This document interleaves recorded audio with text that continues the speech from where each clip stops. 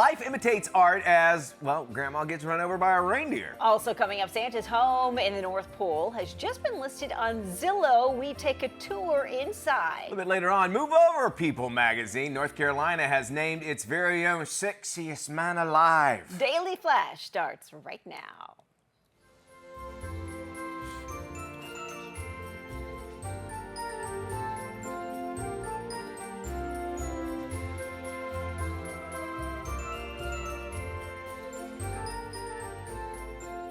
Well, hey, everybody. Hey! I'm Woo! I am Mitch English. This is Daily Flash. Ho, ho, ho, ho! Yeah, we got rat-a-tat-tat. Look who came down the chimney. Hello, hello. How are you? And on this Christmas day, I know a lot of you going out to movie theaters. I got to see Sonic 3 the other night.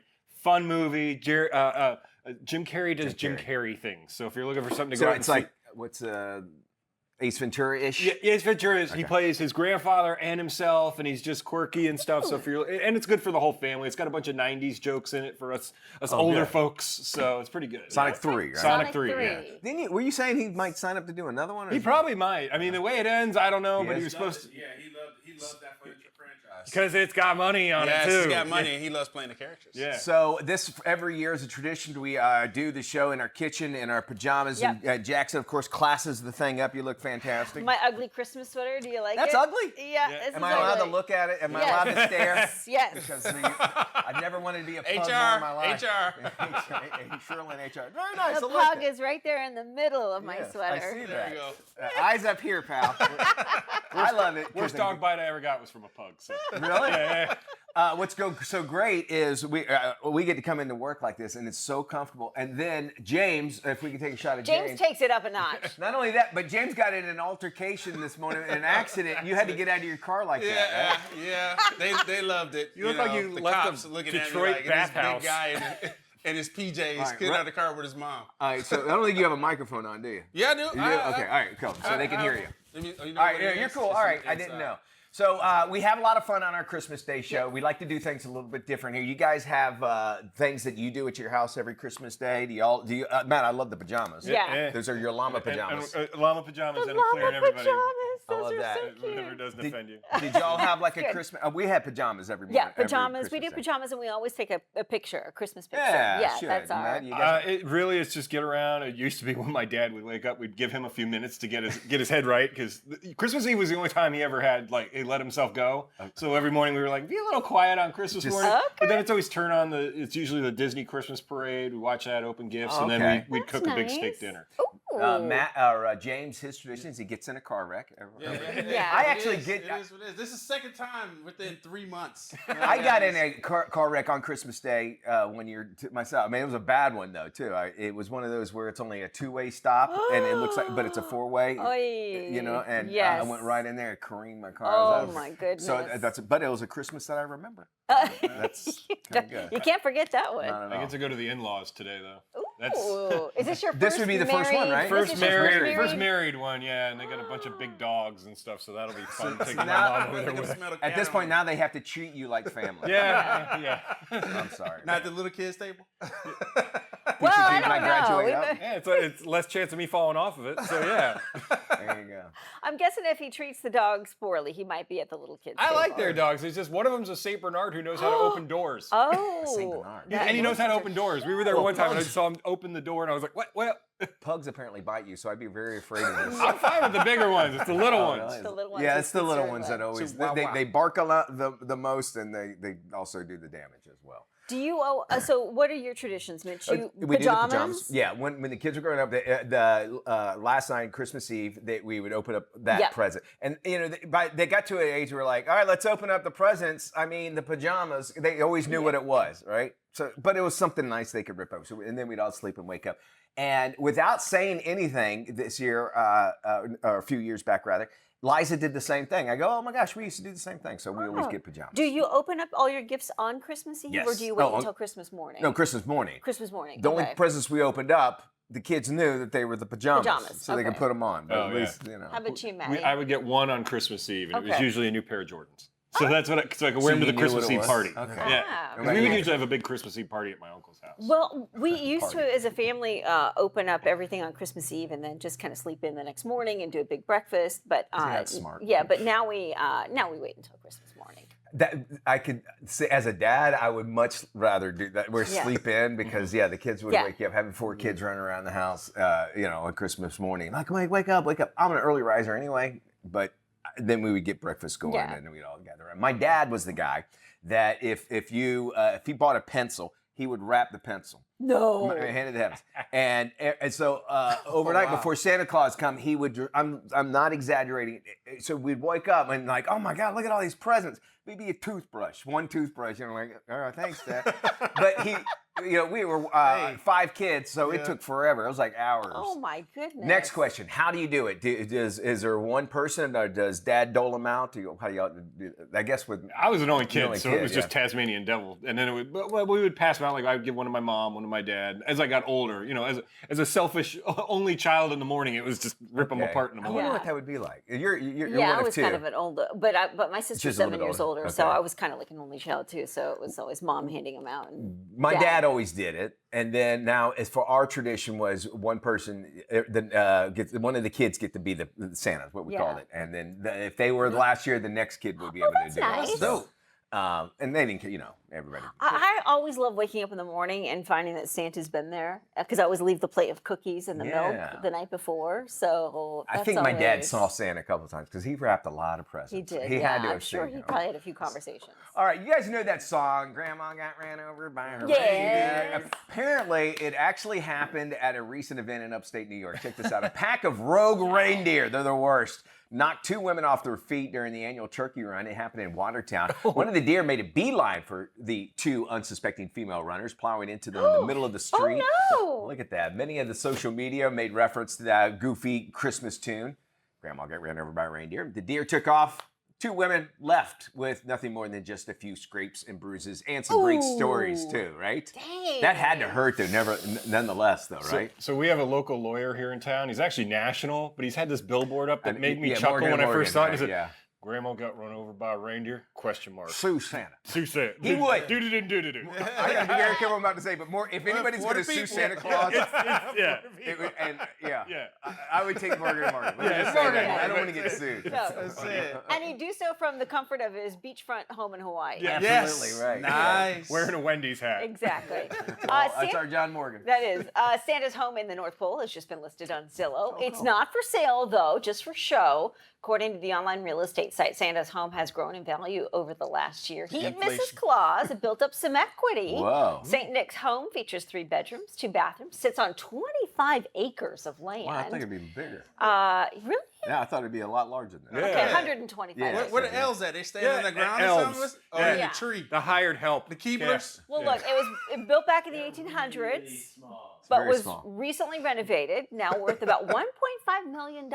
That's it? Yeah, that's it. I know. Looky-loos can take a 3D virtual tour of Santa's home, and the listing includes a feature for kids to let Santa know if they've moved. Oh, okay. Santa will then respond to those children with a digital confirmation. Oh, okay, cool. Yeah. So, if you move throughout the year, the Yeah. kids can let them know, hey, Santa, this is where I live at right now. Of course, he knows. Never Yeah, mind. true. I would think $1.5 million that's kind like it would be I would more. think so, too. Some pristine. He's got to have a barn. He's got to have. He's got to have. Oh, he's yeah. got to have living quarters for all the elves. For the workers. For the Yeah. workers. Buddy and Yeah, he's Plus- got to have a workshop. And he needs like a giant garage for the sleigh Yeah.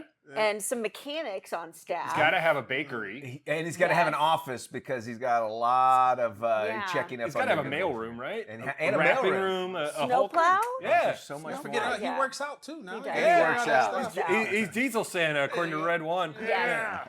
Move over, People Magazine. Your sexiest man alive has nothing on North Carolina's newest king of the collard greens. Collard greens. This year's winner is Patrick Brown of Brown Family Farms. Brown beat out 23 other contestants after 3,500 votes were cast. Last year, Lee Berry, who runs the Berry Patch, won the title with the help of a racy photo showing him naked with just a large Hey collard now. green leaf covering his front side. now. Well. There you go. Collard up some greens. Hey, making me hungry. All right. Yeah, I guess you could use this as your profile file on Farmers Only dating site. That's about it. Collards only. Collards Only. Is there such a thing? Yeah, Is there yeah, a Farmers Oh yeah, Only. farmers Oh only. yeah. That's a I was dating on it site? for a while. Oh yeah. Were you- Oh, yeah, you I were? mean, I planted something so I could say I was farming. Listen, I threw my cast wide. When It I was just young. Mitch in overalls outside with a jug with 3 X's on it. and which is pretty much my Thursday. You ready to go power field, huh? It's true. All right, we're going to be talking about your faith and your mental health. Merry Christmas, Merry everybody. Christmas, everybody. We got more Flash coming up right after this. Don't you go anywhere. Cheers to y'all. Cheers. Cheers with you. I hope- Man, enjoy some eggnog this morning. We got Yeah. more Flash with today's trends, tomorrow's talk, and a whole lot of fun on this beautiful Christmas day.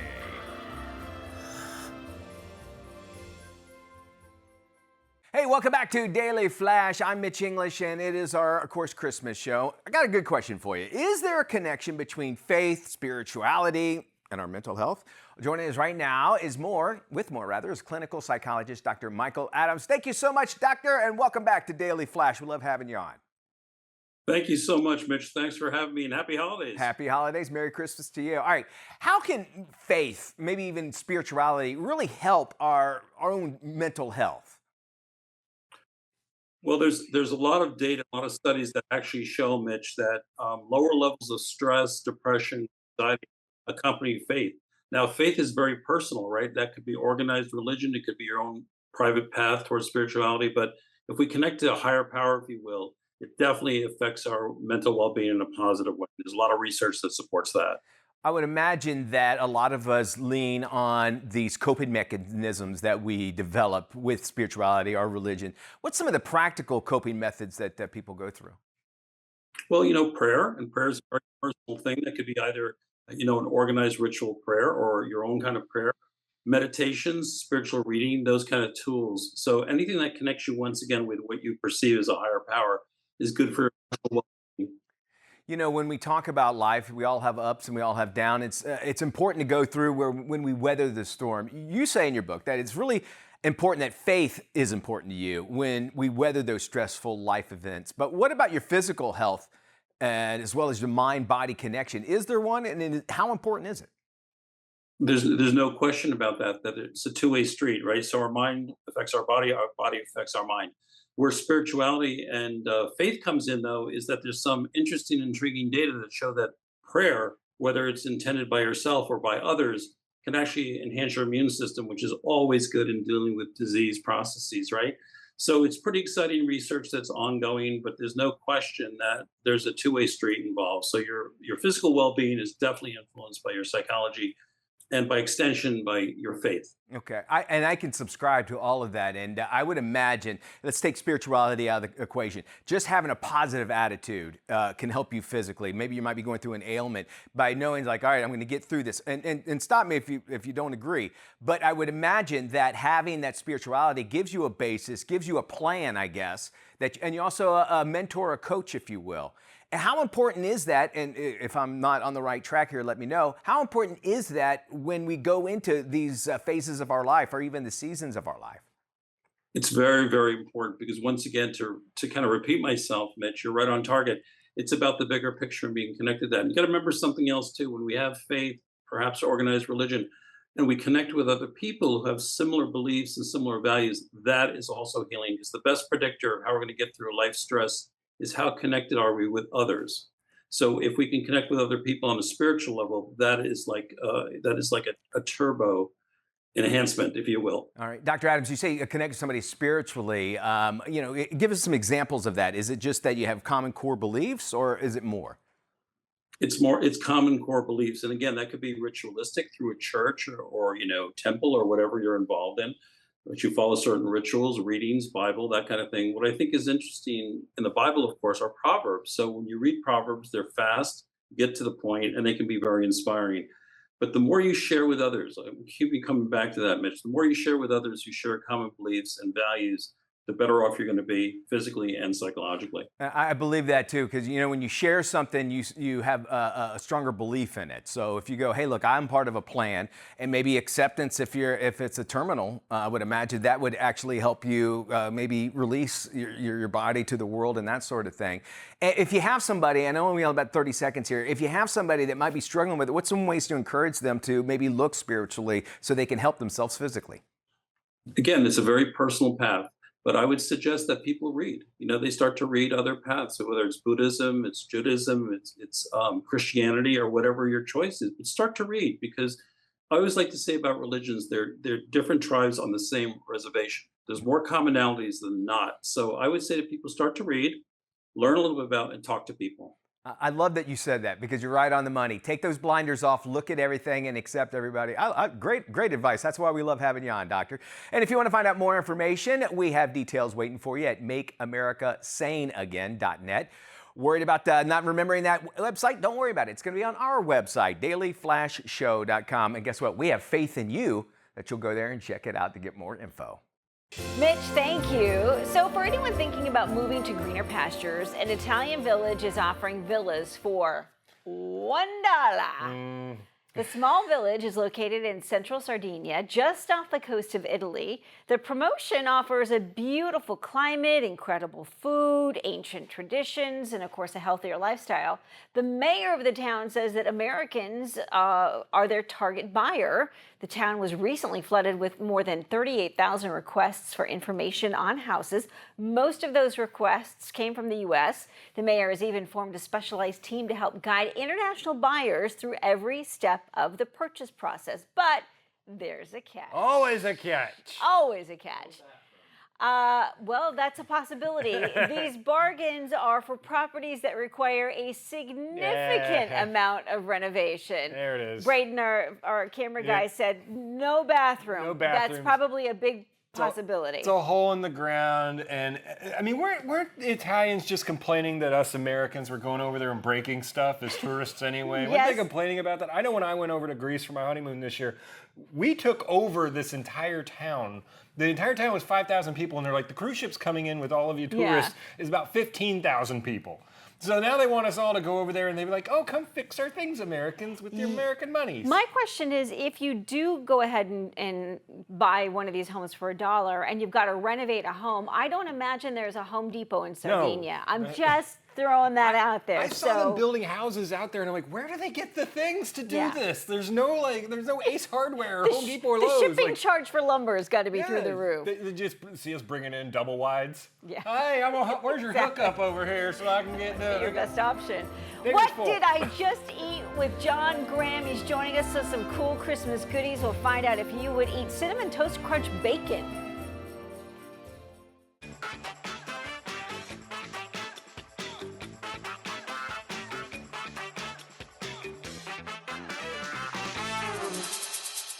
Merry Christmas, everybody. Welcome back to Daily Flash. I'm Mitch English alongside Andrea Jackson here in the Daily Flash kitchen. Yes, look at that. And John Graham is joining us. He is the weird food guy from thatguyontv.com. John, welcome. We have got some great weird foods that we're going to try for today. What have you got for us for our Christmas mostly special? Christmassy. Are you the kind of people who like when you're eating breakfast, you like when the syrup gets on your bacon? And I'm okay with it. Totally okay with it. So first one, this is Hormel Black Label Cinnamon Toast Crunch flavored bacon. Say it again. I'm going to eat these. Hormel Black That's Label, good that's their call. main brand. Cinnamon Toast Crunch bacon. So what they do, they take Cinnamon Toast Crunch cereal and they mash it up into Cinnadust, they call it. A Cinnadust. Cinnadust. And then this is just on the edges of the bacon. So like if you're expecting a punch you in the face flavor of like a breakfast cereal, it's not that. This is a little more subtle. You get it like after a few bites and Really? swallow. Yeah, you can taste the cinnamon toast crunch. Okay. First I thought this is disgusting. What a horrible idea. This is actually great, man. Mitch is in. Flavored He's all bacons in. are becoming a thing. All right, Yeah, that one I like gets it. my seal of approval. I love that one.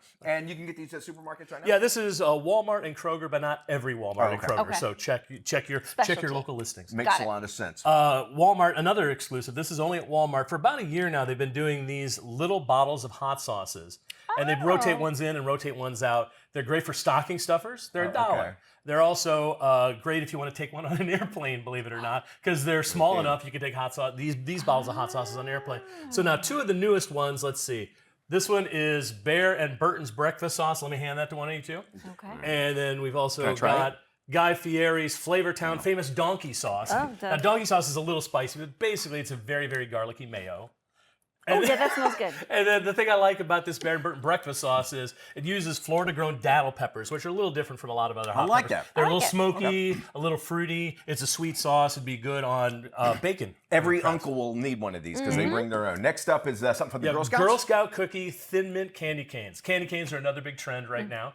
They've all these different flavors. You can get a Dr. Pepper candy cane if you want. So this one is thin mints. You guys give it a try. Okay. I would say I like it. I'm gonna break this. Yeah. But like, whereas the thin mint is real chocolate and real peppermint oil, this is both artificial flavors. So while it's good if you like chocolate mint candy, it doesn't taste exactly like a thin mint. And then one thing for me is, if you hang them on the tree, you look at them, they're going to camouflage because they're green Yeah. and brown. You put those on a tree, they're going to vanish. That's why red and white is so popular because they look pretty and they pop. Ah, I'm that's a getting good the point. thin mints now, so I get that. All right, I like that. Yeah, I could see a little something different. By the way, how do you eat your candy cane? From the hook part, or do you break it off like Break that? it off. Yeah, I'm I save the hook for the end. Smart move, smart move. yeah. M&M is on the flavor two train. new M&Ms, one temporary just for the season. That's the, where is it right here? The holiday toasty holiday peanut chocolate M&Ms. All right, that would be these. Okay. And then there's also peanut butter and jelly M&Ms. Those Oh, are I a brand wanna new try flavor. these. First new flavor since 2022. Okay, those were the toasted, and this would be the Peanut peanut butter. butter and jelly, I take it. And Okay. the one weird thing is it's just jelly flavored. It doesn't say grape, raspberry, we have no idea. Yeah. It's So almost like a what do you surprise. think of who got which? Oh, I got the jelly. Okay. Yeah, the jelly. No, I'm not a fan. Again, of that. it's subtle, and I would say after like three I or like these, four, though. you have a hard time telling the new stuff. In both cases, the new flavors are just in the chocolate. Okay, yeah. So the peanut butter and jelly one has the peanut butter center, and then the chocolate has the jelly in Jelly. it. And then the other one, you get a little cinnamon, a little vanilla, a little toasty spice. And as I was going to say, they both start to fade away after 4 or 5, but they're still M&Ms. Yeah. So they're still pretty good. Can I tell you, Toasty Spice was my favorite Spice Girl out of all of them.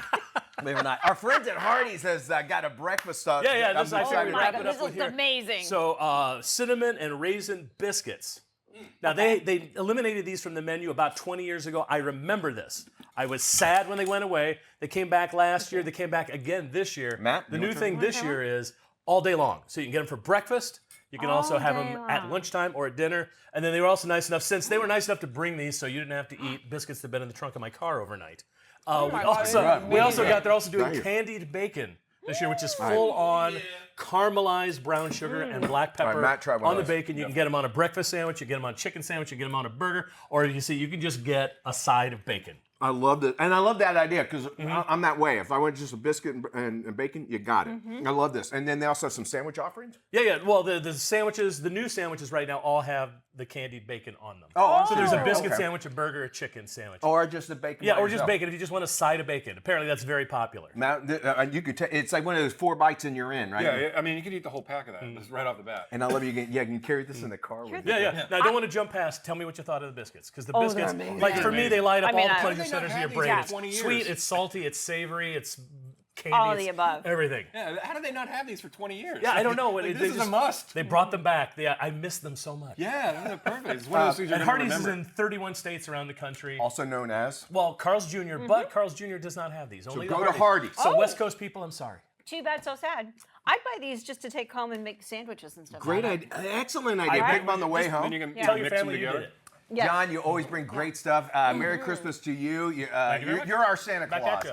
Yes. We are looking forward to finding out other weird products and to see all the wacky items that John comes up with, along with some other great articles. You can check out his website, thatguyontv.com. Talk to John me. Graham, thank you so much. We got more Flash coming up right around the corner. Don't you go anywhere. We love having you, and Merry Christmas. Delicious.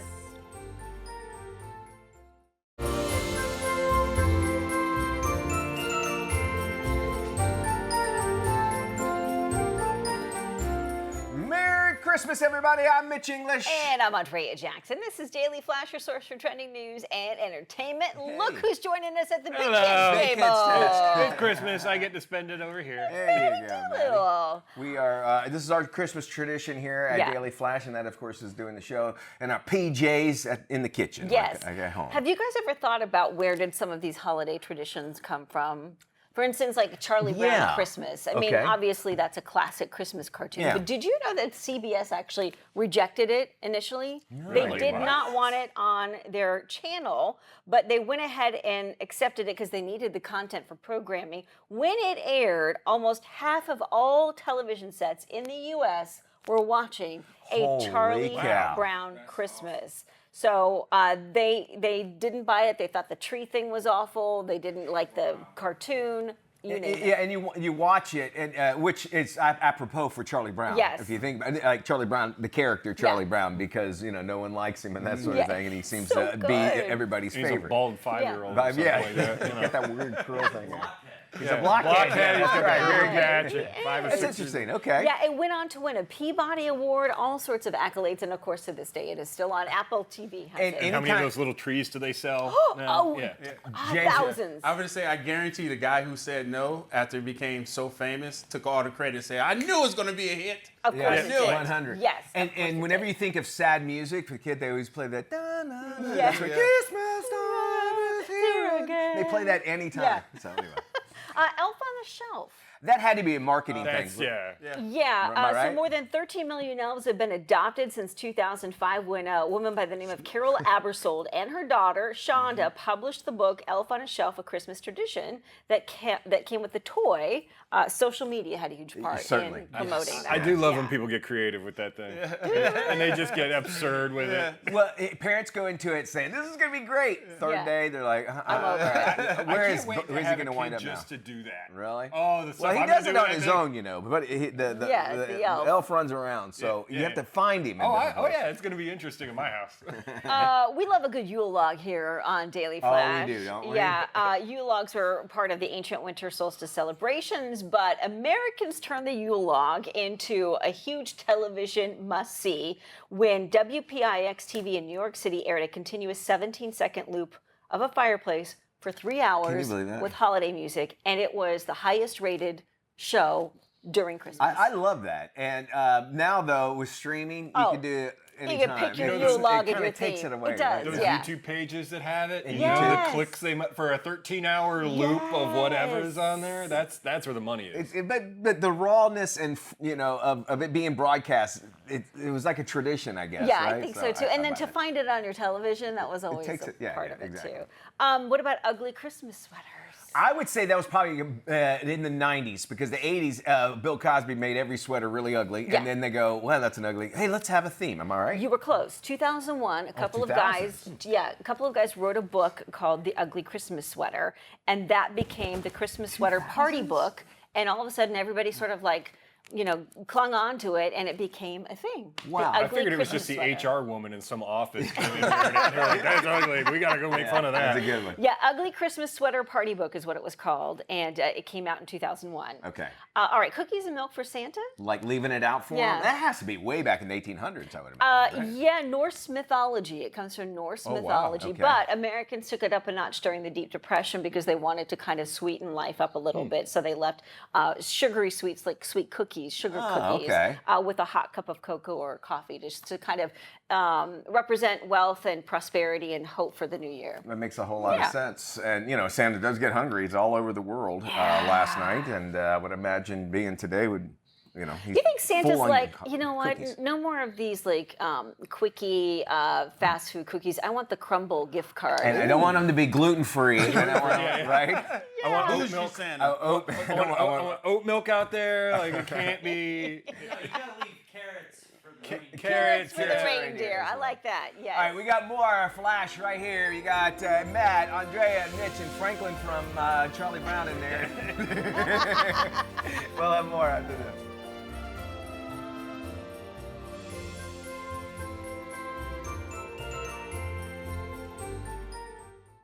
This is Tim. Tim is all about time, and if you've ever had a chance to look into Tim's cold, dead eyes, you'll see that it's time for you to follow us on social media. Sure, there's 10,000 social sites out there, and we don't have the time to name them all. Seriously, just ask Tim. So take the time to look for Daily Flash TV on your favorite social sites and start following us. That's all the time, Tim. Goodbye.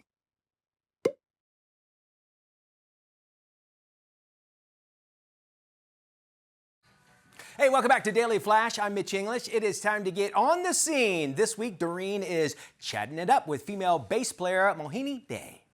Hey guys, this week on The Scene with Doreen, I got to sit down with Mohini Day, bass guitarist extraordinaire. She has set the music industry on fire, and I can't wait to feel the heat. Check it out.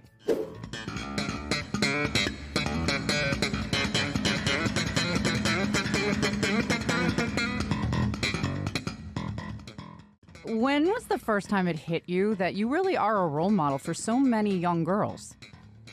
Yeah, that always gets me. That every time, like I'll give you an example. When I was touring with Willow Smith, I was surprised that a lot of people in the audience, they were calling out my name during her show, you know? And I was like, whoa, you know, that's crazy. Who would have thought, you know? It's like, so people are well informed, like, Sure. there she is playing bass, you know? Yeah, you stand out, girl. In traditional Indian culture, it's a patriarchal society. The majority of the power rests with the men. Yeah. You know, in America, we have our issues too. I want to say, you really are a badass. Are men intimidated by you? Yeah, I always felt like, you know, that was there at first, but are they intimidated? I'm sure, like, the first time, you know, the people that meet me for the first time probably they think I am too pretentious and full of attitude and stuff, and she must be very bold and stuff. But then when they meet me, they realize I am so not all of that. Yeah, I mean, if people feel intimidated by that, then that's their problem. That's on them, not on you. Yeah.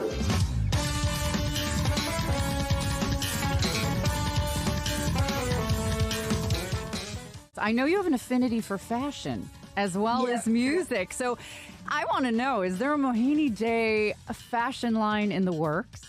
Yeah. It's going to take a little bit of time because I'm also working on a couple of other things. This is the first time I'm announcing it, actually. I'm working on my signature straps. Ooh. And then we have signature strings coming out. So a lot of things in the making that are going to be launched in the next few months.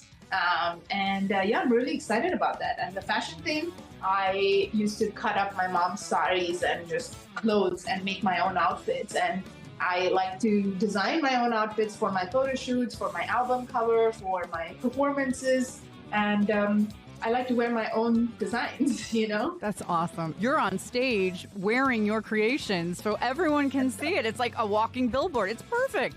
Yeah, people love it. People see it and they ask me, where do you get it from? I was like, you can't get it anywhere. This is my creation. Now you're going to have a thing where, like, an app where they'll, like, put a photo on you and be able to click on your jacket or click on your pants and be able to order it as you're on stage. Man, that's a great idea. I don't know if I'm allowed to say No, it's all right. It's all right. I like that. I think I got to work for you. I think we got to team up here, girl. Yeah. This is amazing. I'm writing that down.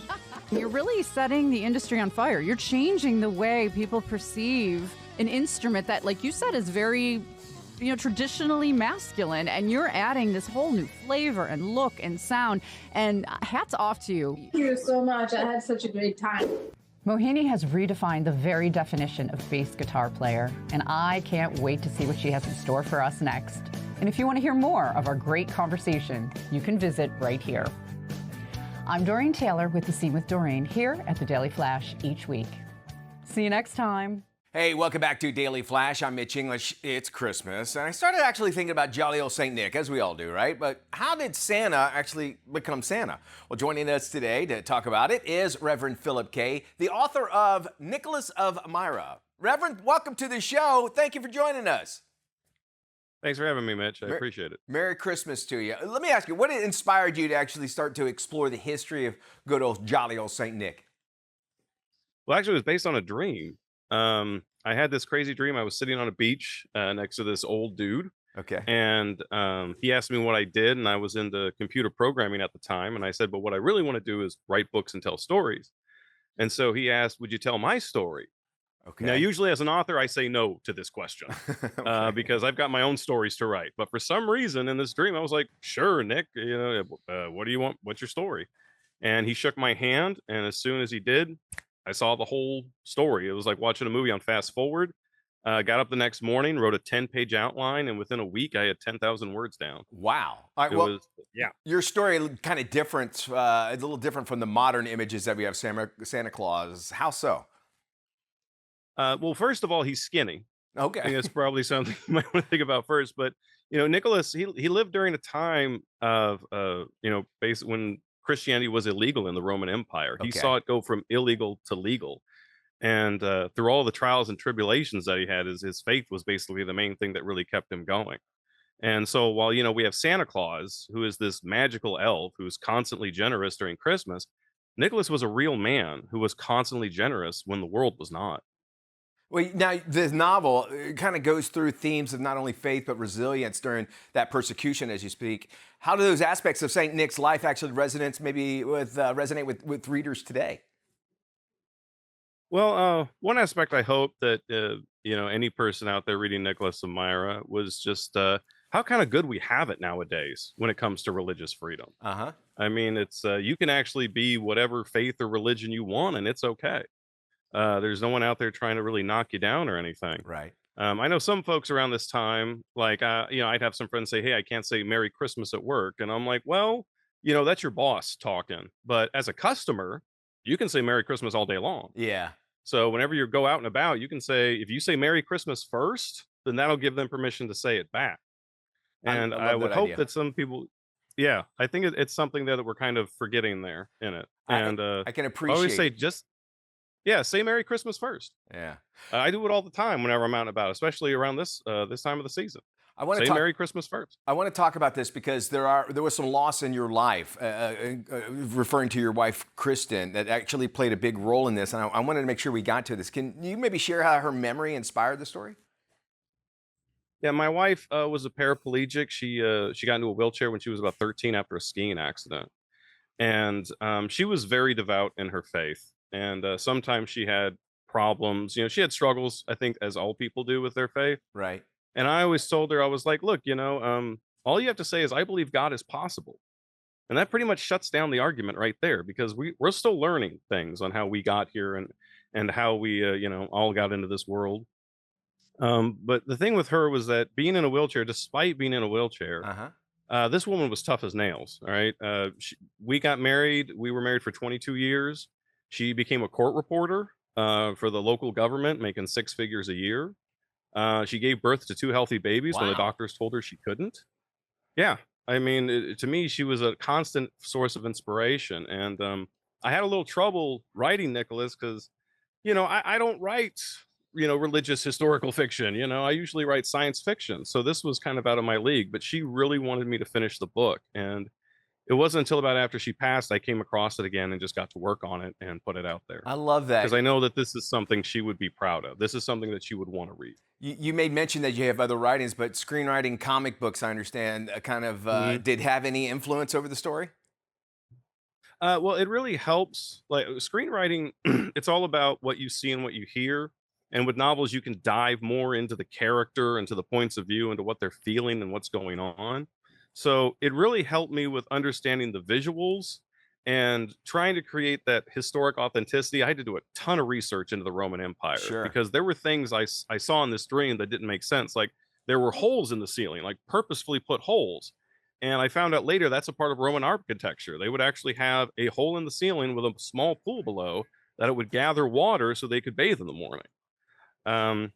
Little things like that always came to it. But it was things, it just helped me to make the story more authentic, understand the feeling of what was going on at the time for Nicholas.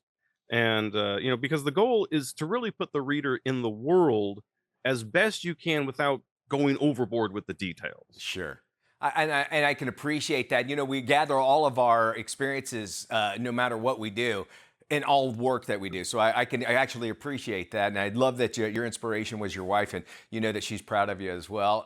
If you want to find out more information, of course, on Nicholas of Myra, you can head to our website. We'll have links there at dailyflashshow.com. Reverend, Merry Christmas to you. Thank you for joining us today. Thanks, Mitch. Santa Claus is alive and well and living in Finland. Finland. The so-called happiest country on earth has a magical tradition that lifts spirits all over the world. They have a post office where wishful letter writers are promised a direct line to jolly old St. Nick 365 days a year. Santa's crew spends their day sorting through hundreds of thousands of letters sent to the North Pole address. St. Nick's main post office opened in 1991 and is considered Santa's official mailing address. The crew promises that every letter is opened and read. That's nice. Because you see kids really put effort into it. And I was at the post office the other day, and they had a box up, and I was wondering, I was like, where does that go? So hopefully that's where it ends up. Finland. That'd be nice. Finland. Well, a London company is offering customers a chance to rent a Christmas tree and return it in the new year. Some 7 million trees that take 12 years to mature end up in the UK landfills every year. The London Tree Rental Company promises to replant the trees back to their original forests. They claim to use a special irrigation system as a way to regenerate the trees for a replanting. Customers can order their trees online and pick them up from a London rental hub. I like that because every year you just see the piles and piles of dead trees outside. Or those great videos online where, hey, watch this, and then or the fire department will actually take them, and then they'll do the burning for you. Do you do a real tree or? We have in the past. We ended up with plastics this year. I think once we move into a larger domicile, we will go with a real tree. We did real trees for a number of years, but then we bought an artificial tree. It's an investment, but then you don't feel as bad having to toss the real tree every year. Storage is the only problem, though. You got to find a place to store it. It always just sits there, and if you get one of those we had one of these for a few years where you had to put each branch in and then flay it out, each branch in.